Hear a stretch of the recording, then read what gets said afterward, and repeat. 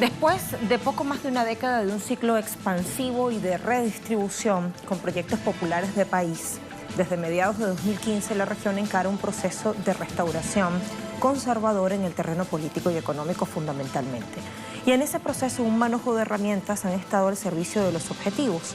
Una de ellas es la lucha contra la corrupción, pongamos comillas, enarbolada no honestamente, sino para sacar del juego a liderazgos que en acción coordinada y horizontal han hecho posible el nacimiento de una forja progresista contraria al dominio tradicional estadounidense. ¿Y eso qué ha significado? El uso de esa herramienta. Primero que nada, un quiebre del Estado de Derecho, pero también ha sido torcer la voluntad popular manifiesta en urnas una y otra vez. Especialmente el Parlamento, es decir, Poder Legislativo y el Poder Judicial se han convertido en espacios de linchamiento de esos liderazgos. Y estas formas vienen a reemplazar los viejos golpes militares que se vivieron durante años anteriores en esta nuestra región. La lawfare en Latinoamérica arma en la disputa geopolítica regional. Esa es nuestra jugada crítica de hoy. Se despliega el tablero, miramos noticias, actores, sus intereses respectivos y contamos como siempre con su compañía, su agudeza y su capacidad de análisis también.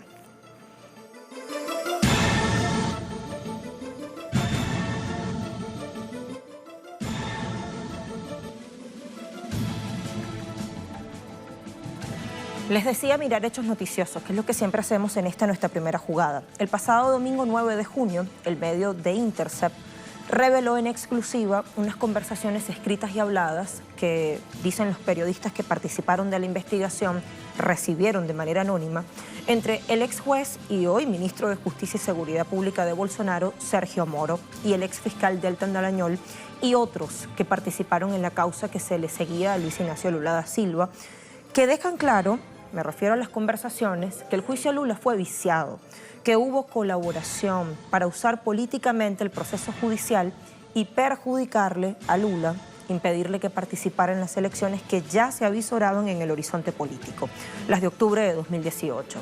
En ese sentido, ayer 19 de junio, Moro acudía a la Comisión de Constitución y Justicia del Senado Federal a rendir testimonio sobre lo que se le acusa. Medios a favor del establishment han emprendido toda una campaña de deslegitimación de la información revelada. Ha dicho The Intercept que, por cierto, hay más para contar.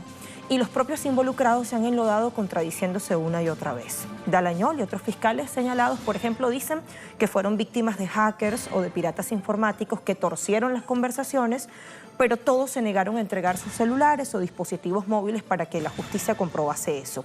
Hubo quienes dijeron que jamás se dieron esos diálogos y Moro alega sensacionalismo. De hecho, me hice a disposición para proporcionar aclaraciones. Evidentemente no hay nada que ocultar. La idea era venir aquí espontáneamente para aclarar mucho alrededor de este sensacionalismo que se está creando alrededor de estas noticias. Como dije, aunque no reconozco que los mensajes son auténticos o que no pudieron haber sido totalmente o parcialmente manipulados, el hecho es que muchas personas que leen estos mensajes no identificaron, se opusieron al sensacionalismo del sitio web, material ilícito, ilegalidades o cualquier tipo de mala conducta ética. El 14 de junio, unos días antes de que estas declaraciones o comparecencias de Moro, comparecencia en singular de Moro se diera, en el contexto de las filtraciones que estaba haciendo en caliente de Intercept, medio estadounidense, Lula ofrecía su primera entrevista tras su privación de libertad en Curitiba, 14 de junio. La historia publicada por The Intercept sobre las comunicaciones filtradas entre Moro y los miembros del grupo de trabajo de Lava Jato ya había sido dicha por mí muchas veces, por Batocchio, mi abogado, fue dicho por Cristiano Sanín, otro de mis abogados, fue dicho por todo el mundo defendiéndome. Aprovecho ahora para decirte que soy feliz, porque el país finalmente va a saber la verdad. Siempre dije que Moro es un mentiroso. Es un mentiroso cuando testifiqué por primera vez, y eso se registra. Dije que él estaba condenado a condenarme porque la mentira fue demasiado lejos. Creo que la máscara caerá. No sé qué va a pasar, pero permítanme decirles que en este momento estoy más tranquilo que Moro, más tranquilo que Dallagnol. Estoy más tranquilo que cualquier juez de este país, porque mi calma es de alguien que se sabe honesto. Dios sabe que soy honesto. Sé que soy honesto. Moro sabe que soy honesto. Dallagnol sabe que soy honesto. Y al mismo tiempo saben que están mintiendo. Por eso estoy tranquilo. ¿Qué espero? que se pueda hacer justicia en este país. Bueno, y algunos se están preguntando qué es eso de la judicialización de la política. Por cierto, hay quienes prefieren hablar de una politización de la justicia, ya lo vamos a ver junto a nuestros invitados. En todo caso hay un concepto, lawfare, es uso indebido de instrumentos jurídicos para fines de persecución política, destrucción de imagen pública e inhabilitación de un adversario político. Y combina acciones que son aparentemente legales con una amplia cobertura de prensa para presionar al acusado y todo su entorno, incluyendo familiares. Pero el objetivo verdadero es lograr que pierda apoyo popular para que no disponga de capacidad de reacción. Entonces, fíjense ustedes, esta es una definición que hemos encontrado en el Centro Estratégico Latinoamericano de Geopolítica CELAC, en un artículo intitulado Lawfare, la judicialización de la política en América Latina, de la autoría de la investigadora Camila Vollenweider. Ahora bien, vayamos de una vez al mapa para ubicar por qué hay varios casos de judicialización de la política que identificamos especialmente en una tríada de países de nuestra región, de la parte sur de nuestro continente América. Y esa tríada está conformada por Ecuador, Brasil y Argentina, que si trazamos una línea imaginaria entre esos tres países para unirles, podemos formar una especie de triángulo. Bueno, los vemos así en la geografía regional. Los tres fueron claves. Puedo aumentar acá para que ustedes lo miren, no se nos vaya tan arriba. Ahí está en el mapa. Y vuelvo a la idea, Ecuador, Brasil y Argentina, que fueron claves en la integración de Patria Grande que se comenzó a forjar con Hugo Chávez a la cabeza y con participación protagónica de Bolivia, no lo olvidemos.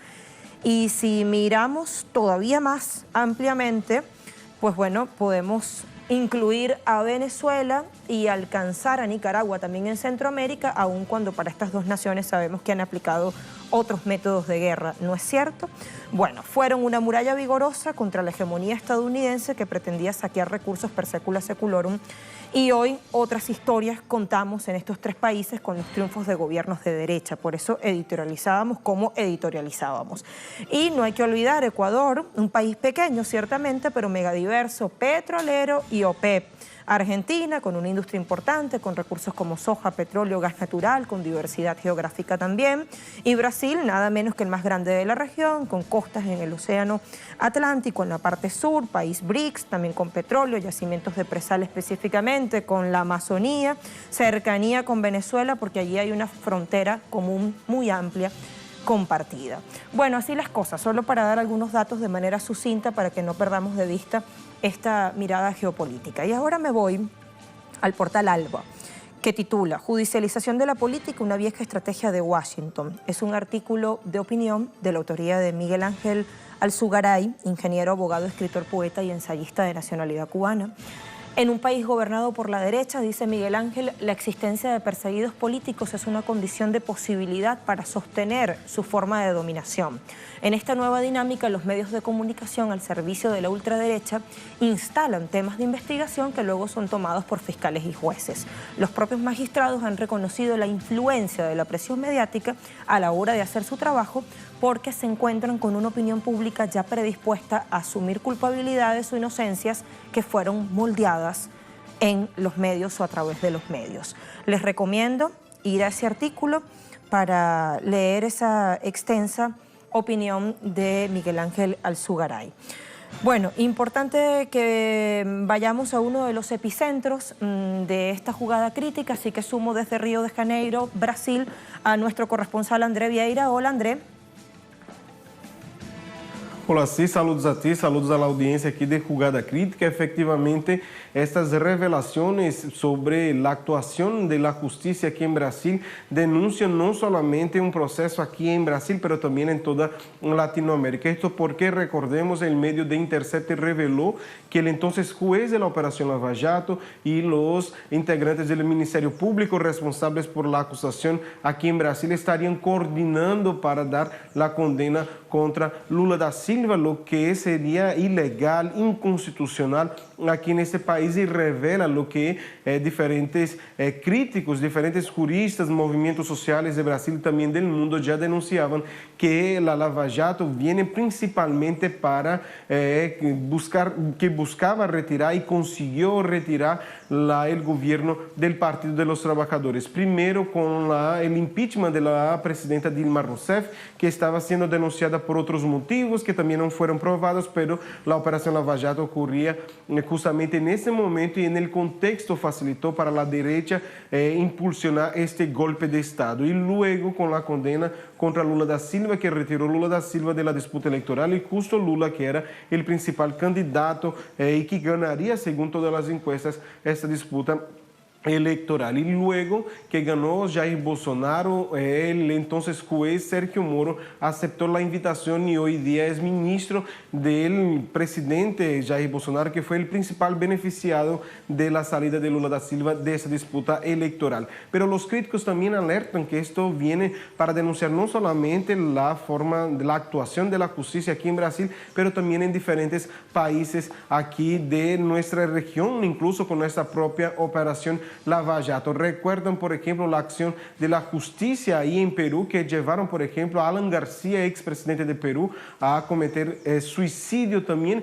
Aquí en Brasil hubo una acción por parte de la justicia que llevó un líder de una universidad aquí de Brasil también al suicidio. O sea que son acciones de una justicia que actúa de forma política, así denuncian los críticos, y que buscan justamente crear, junto con la prensa, este escándalo en beneficio de algunos grupos políticos, lo que calificaría una acción política de derecha por parte de la justicia en diferentes países de la región. También debemos recordar que la misma justicia también, según los críticos, actúa de forma política. Por ejemplo, en el caso de Ecuador, con Jorge Glass, con la prisión de Jorge Glass, también con la persecución contra Rafael Correa, expresidente de este país, también en el caso de Argentina con la expresidenta Cristina Kirchner. O sea que ahora denuncian que sería una nueva operación Cóndor aquí en nuestra región, pero el agente principal ahora ya no sería más el ejército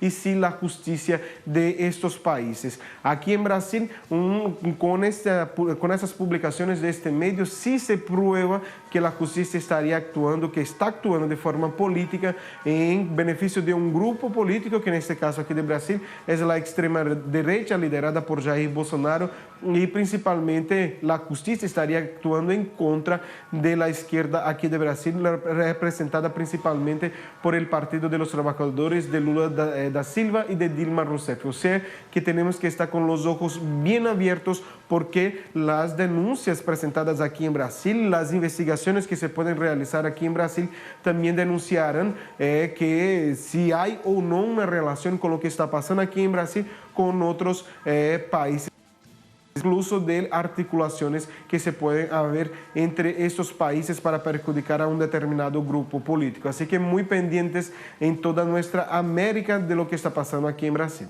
Muy pendientes en toda nuestra América. Gracias, André, por todas esas precisiones, por el recuento que nos das. Importante entonces preguntarnos o develar exactamente quién es este hombre, Sergio Moro, que hoy habla de sensacionalismo, pero que cuando en medio de esta maraña de irregularidades consentidas, fabricadas, él mismo difundió una conversación entre Dilma y Lula para impedir el nombramiento de Lula como ministro en la gestión última de Dilma, y decía, el problema no es la captura ilegal y su divulgación, sino el contenido del diálogo. ¿Y ahora qué pasa? Sergio Fernando Moro es ex juez federal y actual ministro de Justicia y Seguridad Pública de Brasil. Fue juez federal de la 13ª Vara Criminal de Curitiba, responsable de la fuerza de tarea de la Operación Lava Jato, creada en 2014, y de los casos correspondientes a esta en primera instancia.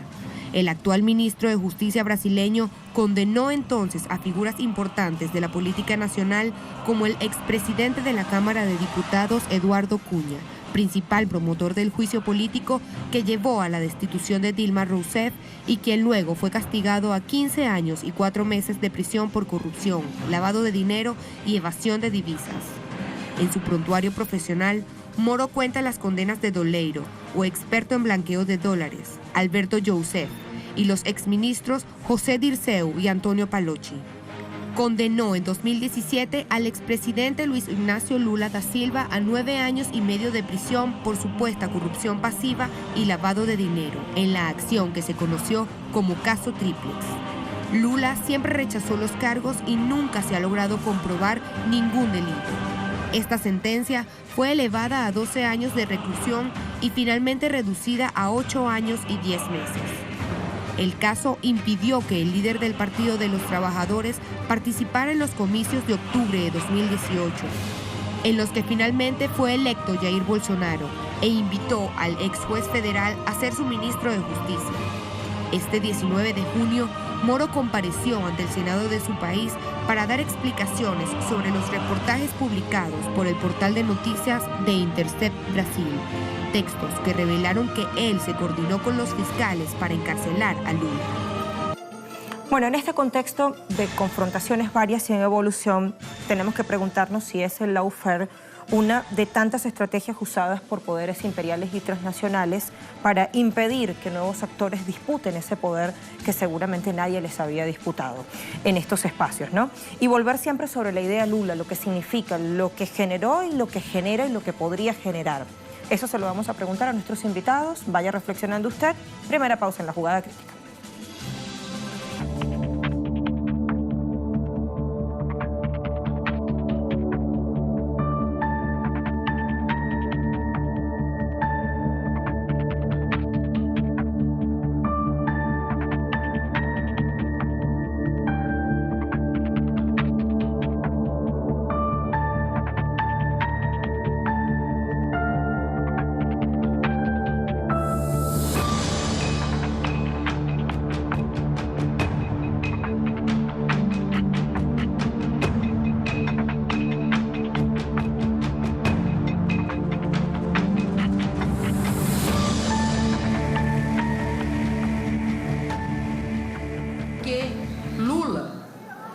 Solo preso político, não é solo inocente injusticiado. Lula representa a possibilidade de encarnação da revolta do povo brasileiro. Isto representa esforço da América Latina para romper com a histórica, secular desigualdade nossa. E Lula representa isso. Caso que hoje todas as lideranças populares de aquela época estão ameaçadas de la arma legal, que é el lawfare. Se entiende claramente, ¿no? Las palabras de Dilma Rousseff. Lawfare en Latinoamérica arma en la disputa geopolítica regional. Eso analizamos hoy en nuestra jugada crítica de Telesur. Demostró con una batería de políticas públicas que obtuvieron reconocimiento internacional que sí se puede acabar con el hambre y la desigualdad, que se puede gobernar con conciencia de que el Brasil de hoy, igual que otros países de nuestra América Latina, es heredero de un pasado colonial, que se puede construir una diplomacia de solidaridad en articulación con otros gobiernos de manera horizontal y respetuosa. Eso, entre otras cosas, fue y sigue siendo Lula. De allí sus niveles de popularidad permanentemente crecidos. Ahondemos qué generó Lula, que puede generar aún, en este caso, hayamos razones para comprender, para atar cabos. Lula representó una forma de hacer política y gobernar un país basada en la redistribución de la riqueza y puertas afuera, en una diplomacia solidaria y multipolar. Junto a Venezuela, Bolivia y la Argentina de Néstor y Cristina Kirchner, forjó un nivel superior de integración en favor de los demás. Fue la solidaridad entre los pueblos el combustible principal de su política. Promovió la UNASUR y fue clave en la cohesión del BRICS, como bloque que desafiaba el mundo unipolar.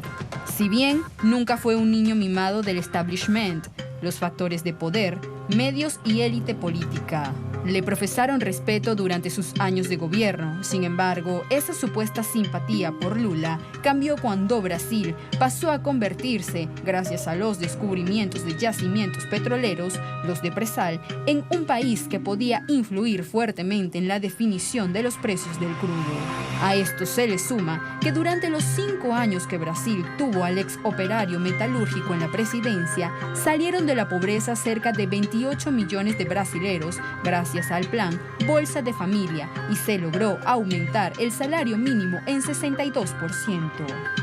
Finalizó la segunda de sus gestiones consecutivas con 70% de imagen positiva.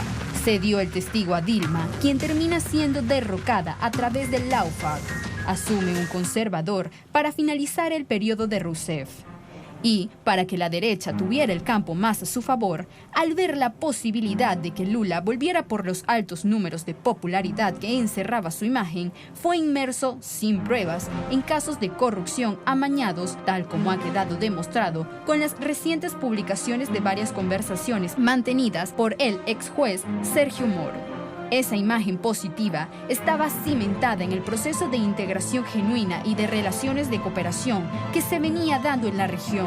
Lula representaba ese conjunto de valores que marcaron años de crecimiento de la región conducidos por Hugo Chávez, Evo Morales, Rafael Correa, Tabaré Vázquez y Néstor y Cristina Kirchner.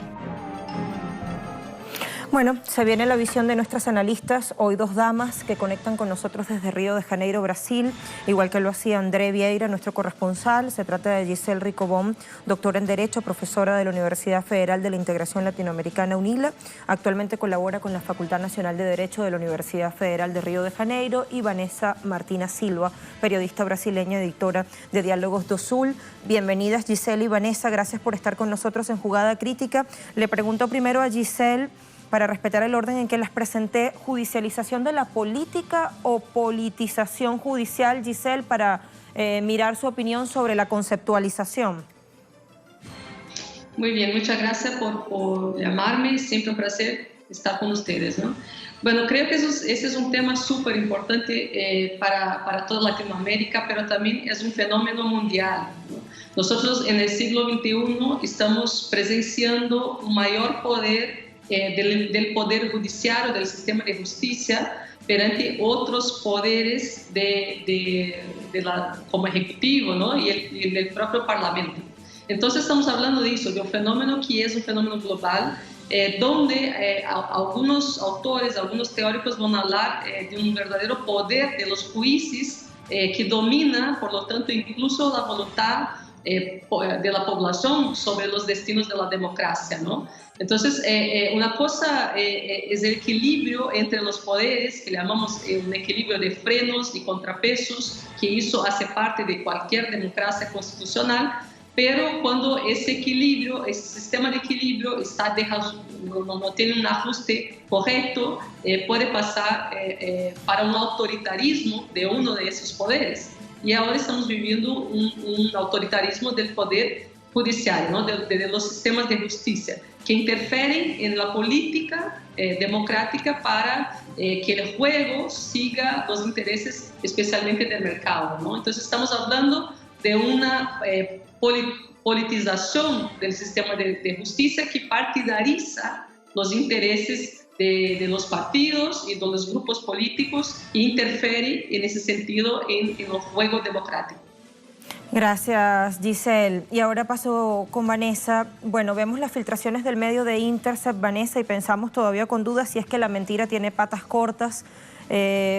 Hay acá unos actores fundamentales en medio de esta maraña, los medios, ¿no? Que hemos estado viendo que intentan hacer una especie de reducción de daños, porque en ellos ha ganado mucha más relevancia una supuesta invasión de hackers, que es uno de los argumentos que esgrimen del otro lado, que el golpe jurídico en sí, que el propio escándalo, lo perjudicial que esto ha sido para Lula, etcétera. O sea, ocultan una revelación y se decantan o maximizan una suposición. ¿También lo ve así? Sí, perfectamente. Bueno, antes que nada, gracias por la invitación. Es siempre un placer hablar con la audiencia de Telesur, esta TV que está importante para nuestro continente. Bien, lo que nosotros vemos es que está triunfando nuevamente la táctica que fue utilizada durante las elecciones, que es que ellos cambian la narrativa, o sea, inventan mentiras así, muy terriblemente descaradas, y eso lo ponen en los medios en primer parte, empiezan por el Twitter y hacen como una ola con mucha gente hablando de esas tonterías, y eso empieza a crear a crear una situación que después llegan a los medios que ellos crearon para difundir ese tipo de información y finalmente llega a los medios de comunicación tradicionales, ¿no? Entonces, esa versión, que es una versión de que fue un hackeo, de que fue una filtración ilegal de los datos, lo que tenemos que mirar por primera cosa es que Intercept, que es un vehículo de comunicación alternativo y muy en serio, nunca nos ha hablado de que era una filtración de hacker. Eso no sabemos nosotros. Y los expertos de comunicación lo que están debatiendo es que no puede ser un hacker, porque el volumen que tiene es muy grande. O sea, más probable que eso sea algo que estaban haciendo grandes empresas de filtraciones de datos y eso lo basó a alguien. O sea, eso no es hacker, no es una filtración ilegal. Es otra cosa, es otra orden de situación.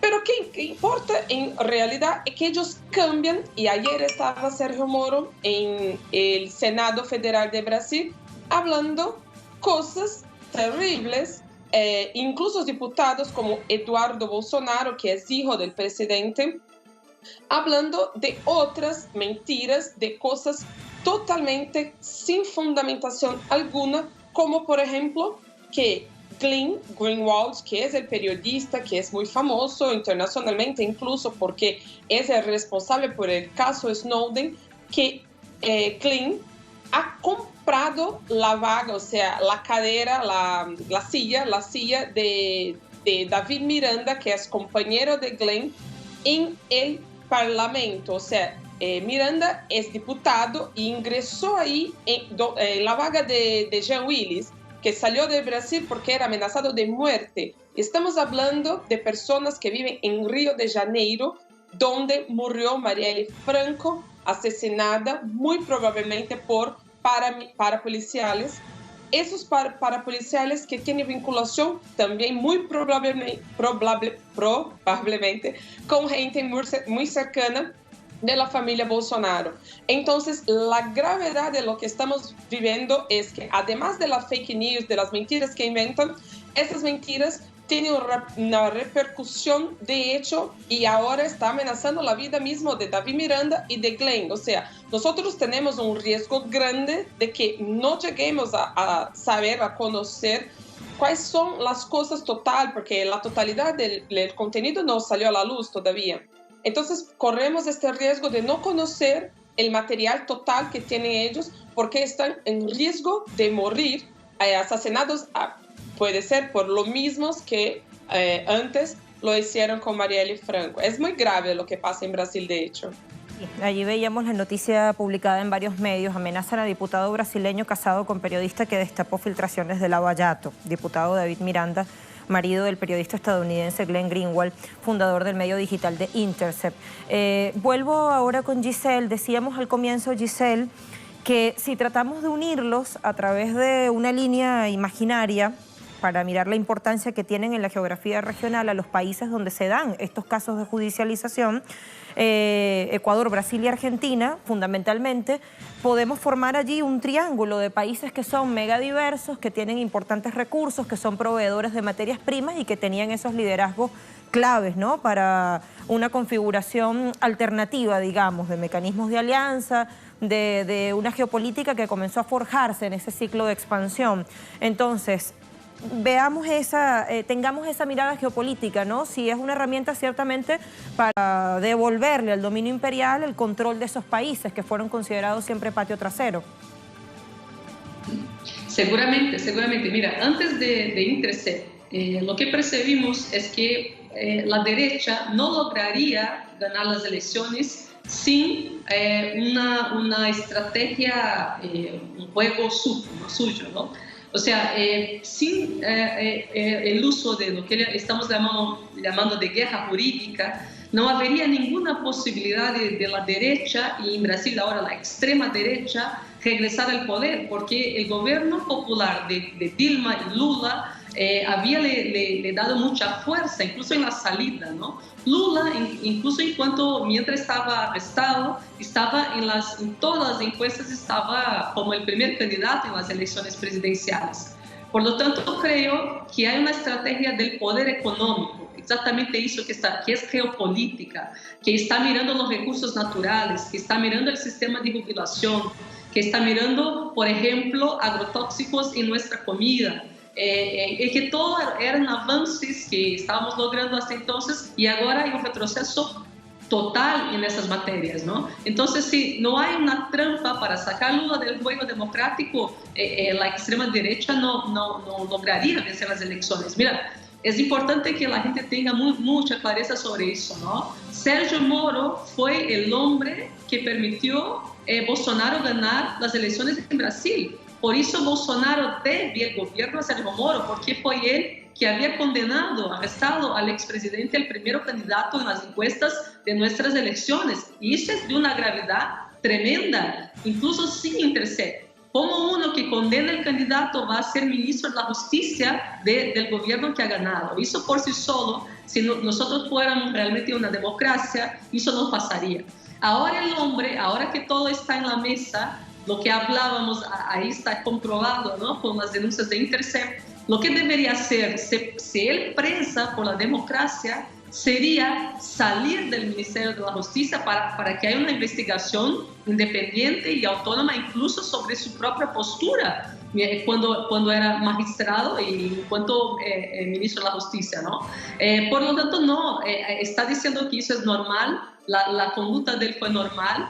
Cuando tuvimos ayer una nota de la Asociación de los Jueces por la Democracia de Brasil, que es una asociación solo de magistrados, diciendo que no, la postura de ese hombre, hablando con la parte de acusación, no para nada es normal en un sistema judicial que presa por los principios de las garantías de derechos fundamentales. Creo, por lo tanto, que Brasil fue el ejemplo, el paradigma para que otros países en nuestra región también utilizaran la arma del derecho, la arma como arma, ¿no? Utilizar el derecho de una forma partidarizada, política como arma para condenar a la gente que no se puede vencer en un juego lícito de las elecciones. Por ende, ponen aprietos al actual gobierno de Bolsonaro, ¿no? Evidentemente.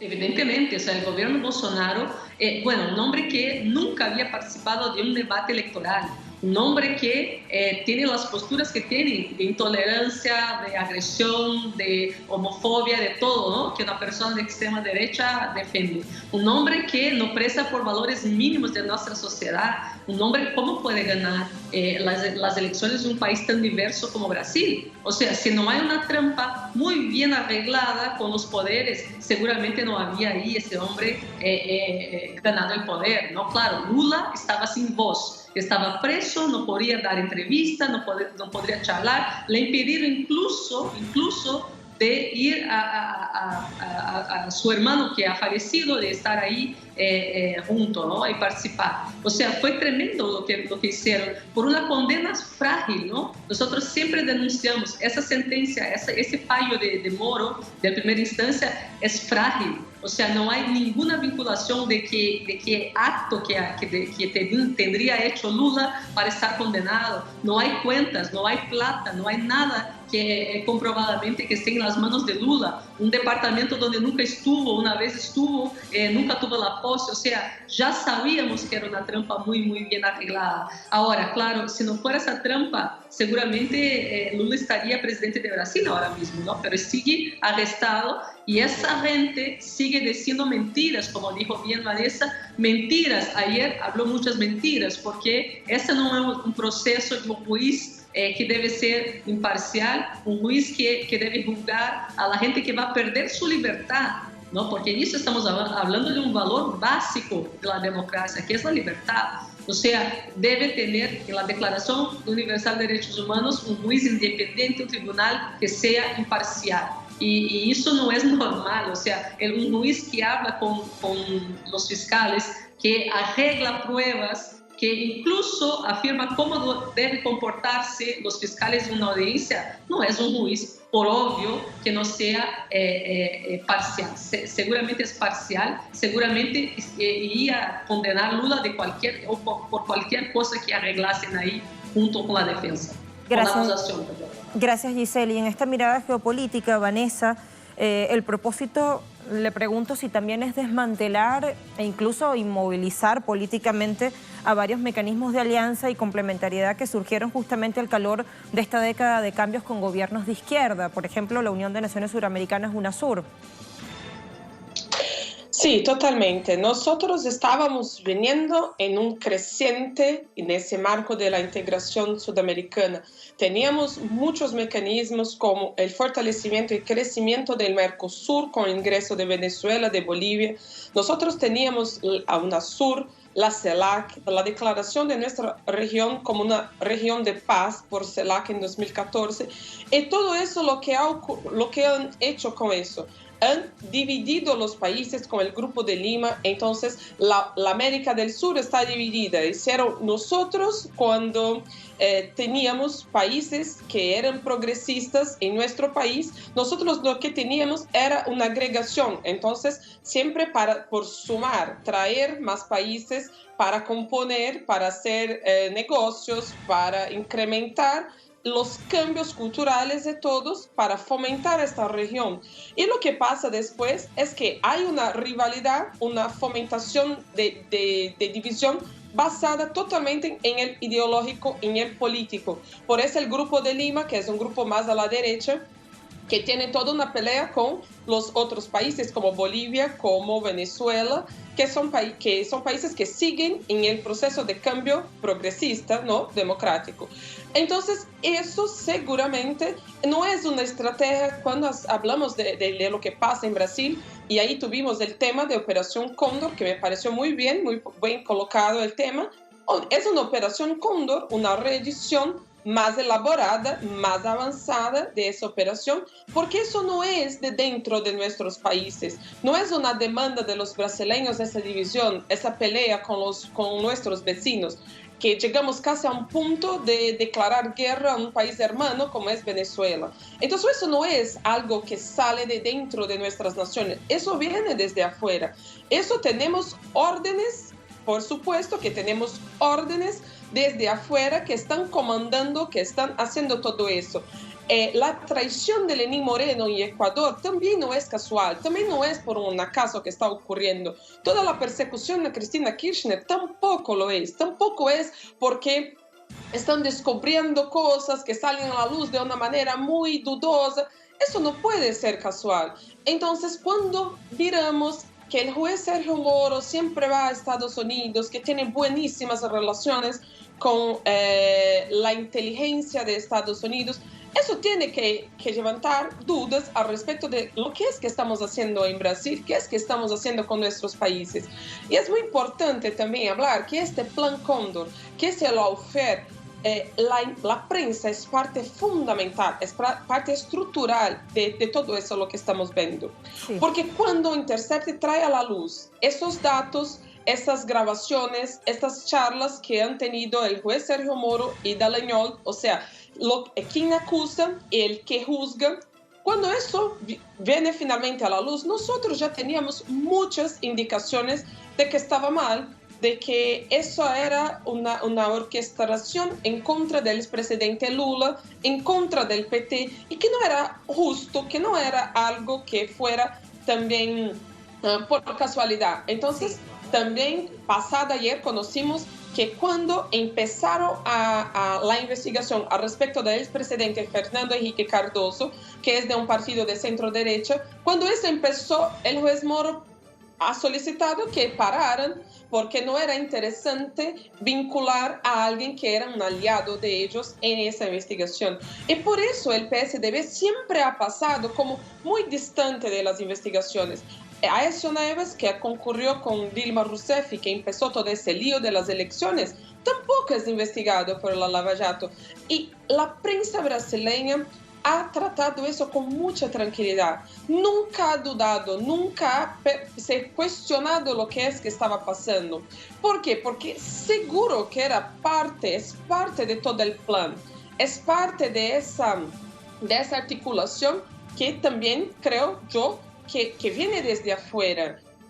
Y eso ocurre, nosotros miramos lo mismo pasando en los otros países. La guerra mediática que hace en contra de Cuba, la guerra que está haciendo con respecto a Bolivia, por el tema del referendo, cuando Evo Morales perdió el referendo basado en una mentira total, que era el tema del hijo, que nunca existió el hijo de Evo.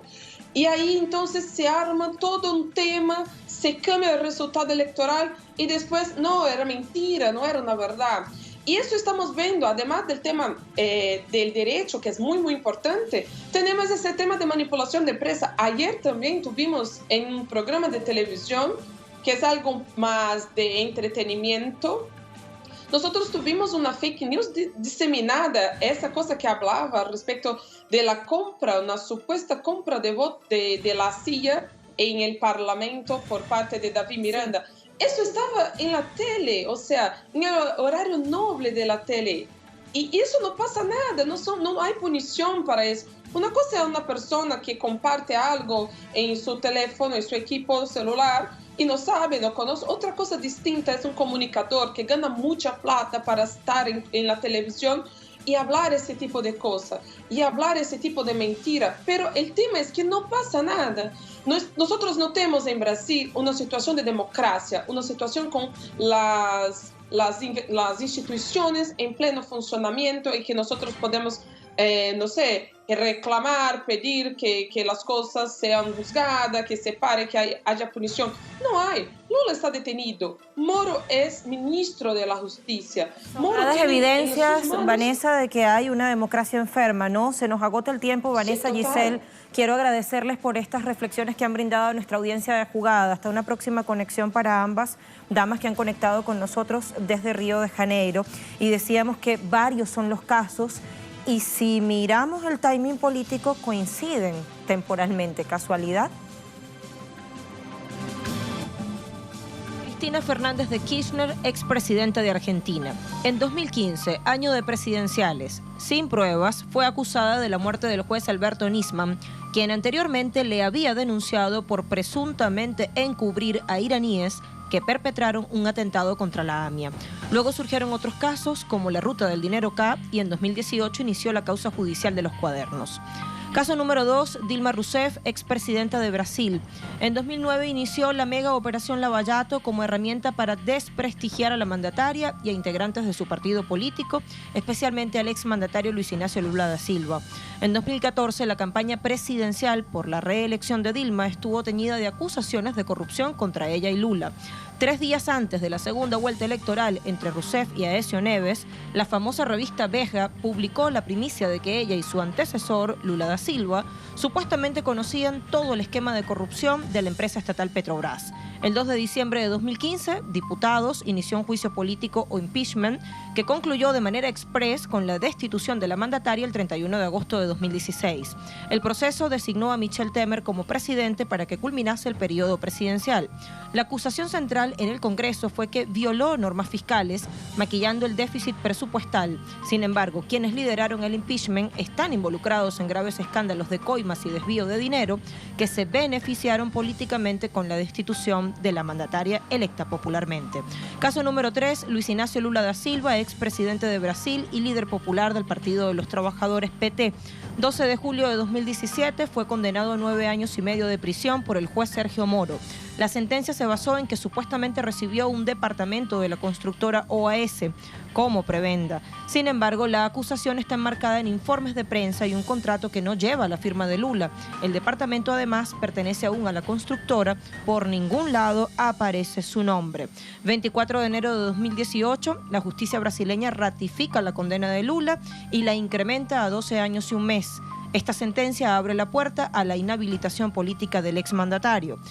La investigación nunca logró probar que Lula tuviese una sola cuenta bancaria o una propiedad indebida, y los jueces no solo ignoraron declaraciones de 73 testigos que contradecían las acusaciones del exdirector de la constructora y los diversos recursos presentados por la defensa del expresidente, sino que el 7 de abril fue encarcelado con la prensa en la puerta de su casa y con una treintena de policías. El 1 de septiembre de ese mismo año, el Tribunal Superior Electoral emitió un fallo que impidió al exmandatario postularse en los comicios de octubre.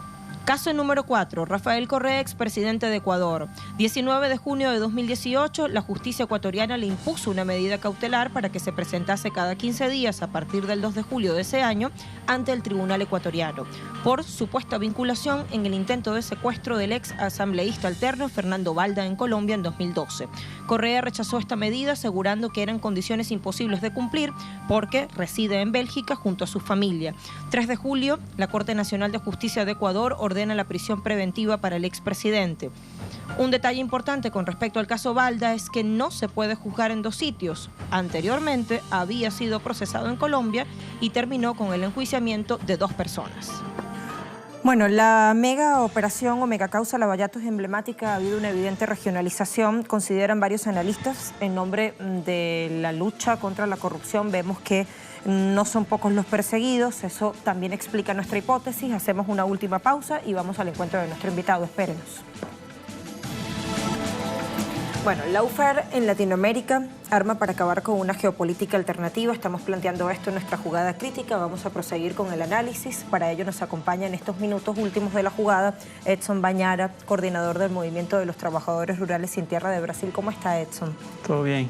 Gracias por estar acá. ¿Es una estrategia cada vez más frecuente en nuestra América Latina?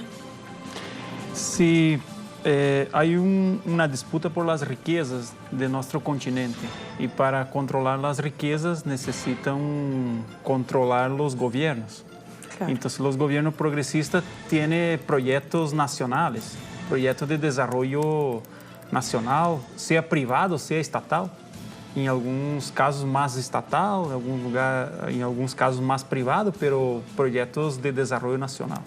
O desenvolvimento de universidades, acabar com a pobreza extrema, com o hambre, com desenvolvimento tecnológico, é um conjunto de elementos, não? E com isso necessitam as riquezas para poder financiar e produzir tudo isso que se pleiteia. Bueno, el imperio norteamericano necesita de estas riquezas para mantenerse y a costo de la miseria, de la pobreza de los pueblos de América Latina. ¿Y usted cree que Estados Unidos está detrás de esa mega operación Lavallato que vemos que ha salpicado a numerosos funcionarios, empresarios y líderes de la región? No hay ninguna duda de eso. No caso de Brasil en específico, ellos desmontaron más de 50 empresas, entre ellas la famosa Odebrecht, que tinham capacidade de desenvolvimento tecnológico e de construção civil, de engenharia civil em Brasília e toda a América Latina, África, incluso em Estados Unidos, China. Ou seja, nós teníamos capital, seja privado, seja estatal, com uma capacidade de desenvolvimento tecnológico e de trabalho, de produção muito elevado. E todas essas empresas foram desmontadas, desmanteladas. E em lugar dessas empresas, se meteram as empresas norte-americanas. No caso do petróleo brasileiro, se está vendendo o que era para ser 75% de la riqueza del pré-sal, quando foi descoberto para a educação, ciência e tecnologia, hoje está toda entregue a las empresas multinacionais, em la grande maioria norte-americana. ¿Hay forma de frenar esa estrategia? ¿O ya ha avanzado demasiado? Sí, porque ha avançado bastante, pero yo creo que los pueblos están se despertando, porque é muita mentira. A mentira tiene su plazo de validade. Tiene patas cortas, como decíamos al comienzo. Antes era mais difícil porque não havia tantos meios de comunicação, tanta forma de enfrentar. Pero hoje a comunicação é muito rápida. Você vê que o golpe de 64 em Brasil, que também por detrás estava estes mesmos interesses, levou quase 30 anos para de fato concluir e ter prova de que Estados Unidos estava por detrás. Ahorita nós já em 6 meses de governo Bolsonaro, 2 anos e pico de golpe, já sabemos, está mais clarito do que uma água limpa, de que por aí está Norte-América, que montou um aparato comunicacional, financiou um aparato comunicacional e financiou um aparato judicial. De um lado, mente e, de outro lado, juzga sobre estas mentiras e vai condenando todos os dirigentes políticos deste bloco progresista y también los empresarios de este bloco sobre progresista. La actualidad, Edson, después de las revelaciones que ha hecho de Intercept, ¿cuál cree que será el destino de Sergio Moro? ¿Es difícil que pase algo, que renuncie, que vaya a la cárcel? Él tiene una estrategia de poder también. Muy difícilmente le va a renunciar.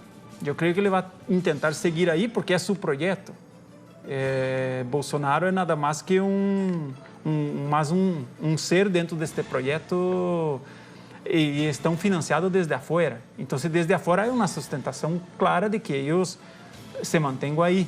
Então, aún não há nem sequer certeza de que liberem Lula, em função de que eles têm muita força internamente e também não há certeza de que salgam que Sérgio Moro salga.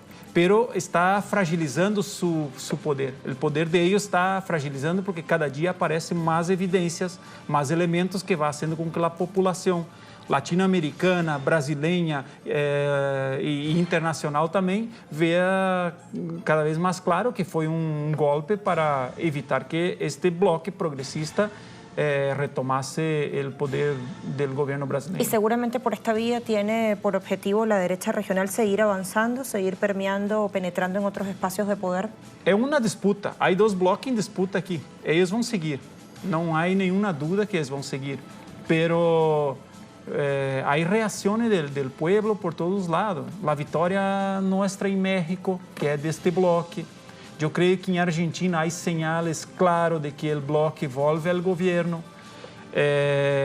Bolsonaro já está em queda livre, digamos assim, está muito mal em las encuestas, em la opinião pública. Moro com isso também começa a cair. Ve Honduras que a gente está em la calle aí há uma semana e todo indica que pode ter cambios durante estes dias. Então, há sinais por todos os lados. E outubro é um mês clave de eleições. A própria Venezuela, o efeito de Michelle Bachelet vir para cá, a visitar Venezuela, ela estava como que evitando vir. O elemento de que ela venga é um reconhecimento do governo de Maduro. É um reconhecimento do governo e é um sinal de que há cambios. E isso é muito imoral, porque aí em Colômbia se descobriu que roubaram a plata que era para ajuda humanitária, que entre eles mesmos se roubaram. Sim. Então, estamos ganhando terreno, estamos acumulando força. Eu disse isso quando perdemos a eleição em Brasil. É momento de visualizar, parar e mirar o que vai passar para adelante, porque não é momento de nós sair como loucos e hay que buscar conocer. Una derecha corrupta tradicionalmente, ineficiente además, que aplica un sistema, un modelo ineficiente y que intenta achacarle eso a la izquierda, ¿no? Cuando fue gobierno. Sí, y ellos buscan mucho el tema de la corrupción. La corrupción no es el elemento central. Esa es la bandera. Claro que la corrupción es un problema. Claro. En todo el país del mundo la corrupción es un problema y tenemos que combatir. Pero el sistema capitalista es corrupto por su naturaleza. Ele tem que explotar o outro para poder manter-se como sistema. Então, não é a questão central a corrupção. Por exemplo, não se discute em Brasil o hambre que volveu, a gente que volveu a assaltar caminhões de basura para poder comer.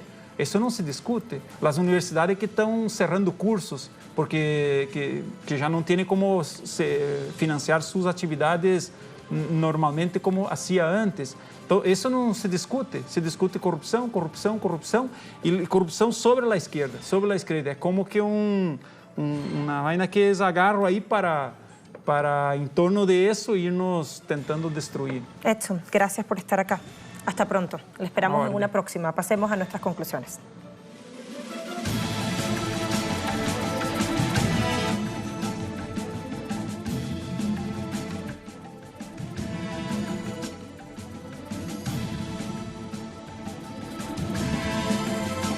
Ciertamente hay procesos de guerra jurídica en marcha contra exfuncionarios de gobiernos de izquierda para aniquilarles, para lincharles, para dañar su moral, para minar en su reputación e impedirles que puedan optar una vez más a la reelección. De modo que los intereses son otros, muy distintos a la anunciada batalla imparcial contra la corrupción. Es parte de la necesidad de controlar las inmensas riquezas humanas y materiales que están en nuestra región y que en algún momento controló el imperio, y virar esa geopolítica de poder alternativa, distinta, que se había construido en tiempos de revoluciones populares. Así llegamos al final de esta jugada crítica. Gracias por acompañarnos y por confiar en Telesur. Sigue en sintonía. Hasta pronto.